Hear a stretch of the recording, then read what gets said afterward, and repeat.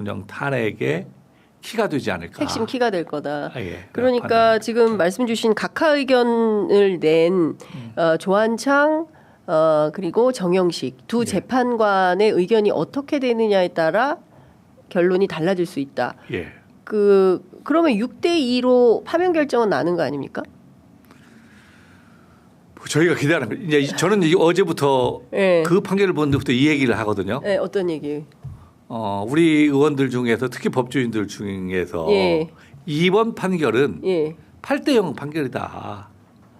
그 한덕수 판결이? 아니, 이제 그 윤석열 판결은 예, 그렇죠. 이건 뭐 이론의 여지가 없이, 없다라고 맞아요. 판단한다. 예. 그래서 이 8대0의 판결을 도출하기 위해서 예. 평의를 계속하는 거고 예. 그 논의를 계속하고 있는 게 아니겠느냐. 그게 이제 민주당의 예, 주류 예, 법조 주류들의 출신 의견인데 의견입니다. 저는 이미 그러한 결론을 내리는 시점은 지나가고 있는 게 아닌가 하는 생각이 듭니다. 그러니까 8대0의 결론에 이르렀다는 것은 이미 지나갔다. 예, 지나가는 아니다. 8대0 아니다. 예, 지나가는 시점이 아니겠냐. 그러면 예. 우리 민주당은 어떤 스탠스를 취하는 거야? 그게 맞는 거냐? 예. 이 부분이 남지 않습니까? 그렇습니다. 예. 그러면 8대0으로 하도록 나오도록 우리는 기다리겠다는 생각이 있는 거고 예. 또 아니면 여기서 판결을 하라는 입장이 예. 있을 거고요. 예. 근데 저 같은 경우는 예. 후자의 입장입니다. 예. 왜냐하면 우리 헌법이나 법률에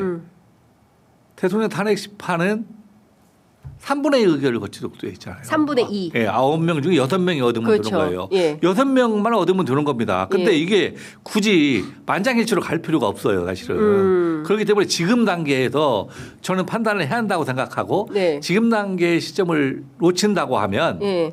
저는 4월 달로 넘어간다고 하면 4월 18일 날 예. 두 분의 헌법재판관들이 임기를 마치지 않습니까? 예, 그렇습니다. 그렇게 해서 하나면 6명이 되기 때문에 예. 실제로 판결이 불가능한 상태가 그렇죠. 되는 건데 예. 최소한 그 가능성보다는 예. 지금 선고해서 판단을 해라 라고 하는 것이 저는 맞다고 생각합니다. 사실은. 그러니까 지금 당장 헌재가 만장일치가 8인 체제에서 아니더라도. 만장일치가 아니더라도 8대0 기다리지 말고 예. 6대2가 되면 판결을 해라. 근데 지금 나온 걸 보면 아까 말씀 주신 대로 4가지 의견이 있는 거 아니겠습니까? 예, 예. 8명 중에 4가지 예. 의견이 있는 건데 이 4가지 의견이 8대0으로 갈 수 있겠냐. 경우에 따라서는 5대3? 그러니까 보수에서 끊임없이 주장했던 좀 5대 3을 네, 생각하는 예. 거고 저희가 생각하는 것은 8대0. 다섯 분은 있는 거니까 각하를 하신 두 분 중에 예. 다 입장을 어떻게 취하냐에 따라서 7대1이 될 수 있고 6대2도 될 수 있고. 각하 2명이 어떤 입장을 하느냐에 따라서 7대1 또는 6대2 예. 이렇게 될 수 있다. 그러니까 만장일치 기다리지 말고 지금 당장 결정을 내려라. 예. 예. 저는 왜 그러냐면 네. 이번 주가 지나가게 되고 4월로 접어든다고 하면 네. 사실은 이 국민들의 인내심이 한계치가 되면 더 격렬해질 거고 예. 국론보리는 심해질 거고 예. 이 판사들이 받는 부담은 더 훨씬 더 커질 겁니다. 사실은 지금의 저는 결단을 내려야 할 시기가 됐다. 더 이상 미뤄봤자 저는 달라질 게 없다라고 판단을 합니다. 네, 그러니까 이미 8대0 기류는 흘러가고 있는 것이고 의견이 갈려지고 있는 것이 확인됐으므로 만장일치 어려우니까 일단 뭐 7대1이 됐든 뭐 6대2가 됐든 결론을 빠르게 내리는 게 중요하다. 예. 예, 굳이 8대0 고집할 이유가 없다. 그렇지 않고 고집하고 더 넘어가 버리면 예. 실질적으로는 아예 안 되는 상황이 안 될 되는 수 상황이 될 되는 수 거죠. 있다. 그건 국민의힘이나 예. 윤석열 대통령이 원하는 결과가 될 수도 있는 거죠. 국민은 너무 괴로운 결정이죠. 그렇죠. 예, 국민은 너무 피가 마르고 괴로운 결정인 건데, 근데 이제 마은혁 재판관을 임명하지 않은 상태에서 5대3 의견이 계속되면 헌재가 결정을 안 하고 계속 미룰 거다 이런 얘기가 있는데 이 부분은 좀 어떻게 보십니까?